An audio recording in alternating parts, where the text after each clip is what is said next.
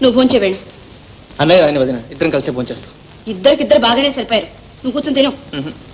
కూర్చోమంటుంటే తిను. సుబ్బయ్య గారు చూడండి, మీరు పెద్దవాళ్ళు, మీకు నేను చెప్పాలా?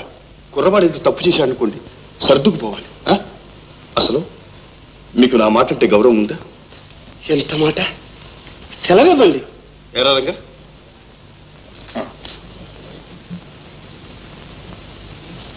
రేపు మీ ఇద్దరు మన పంచాయతీ ఆఫీసు రండి, అక్కడ తేల్చేస్తాను.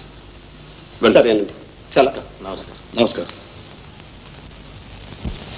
వదిన ఏం వేణు?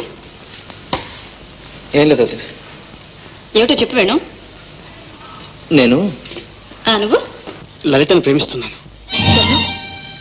విశ్వరూపం గారు అమ్మాయినా? అవును వదిన, నేను ఆ అమ్మాయిని పిల్లలు పిలిచాను. వేణు, అలాంటి పొరపాటు చేయకు. ఆ కుటుంబానికి మనకి సంబంధం కుదరదు. ఎందుకు కుదరదు? కోపాలతో కక్షలతో మనసులు పూర్తిగా విరిగిపోయాయి వేణు. ఆ అమ్మాయిని మనసారా ప్రేమించాను, పెళ్ళాడతాని మాట ఇచ్చాను. నన్ను పూర్తిగా నమ్ముకుంది. ఇప్పుడు కాదంటే ఎలా? ఈ సంబంధం అంటే మీ అన్నయ్య అసలు ఒప్పుకోరు. నిజం చెప్పాలంటే నాకు కూడా ఇష్టం లేదు. వేణు, లలితని మర్చిపో. అంతకన్నా మంచి సంబంధం నేను ఏర్పాటు చేయిస్తాను. వీల్లేదు. నన్ను నమ్ముకున్న అమ్మాయికి ద్రోహం చేయలేదు.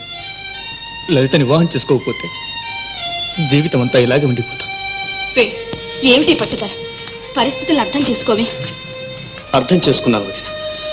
ఇన్నాళ్ళు నా క్షేమం కోరే తల్లి నాకుందనుకున్నాను. కానీ తల్లి లేని లోటేమిటో ఇప్పుడు తెలుసుకున్నాను వదిన.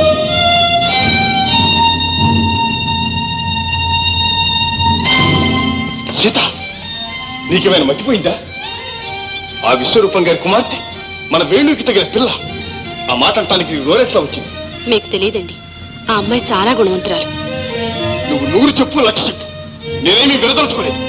ఆ అమ్మాయి సంగీతం ఏమి చెప్పనక్కర్లేదు. ఏమండి, దయచేసి కోప్పడకండి. మీరు సావధానంగా ఆలోచించండి. ఏమైనా సరే ఈ వివాహం జరగడానికి వీల్లేదు. మన వంశానికి పరువు, ప్రతిష్ట, గౌరవం ఉంది. అది కాదనటానికి, కలుషితం చేయటానికి ఎవరికి అధికారం లేదు.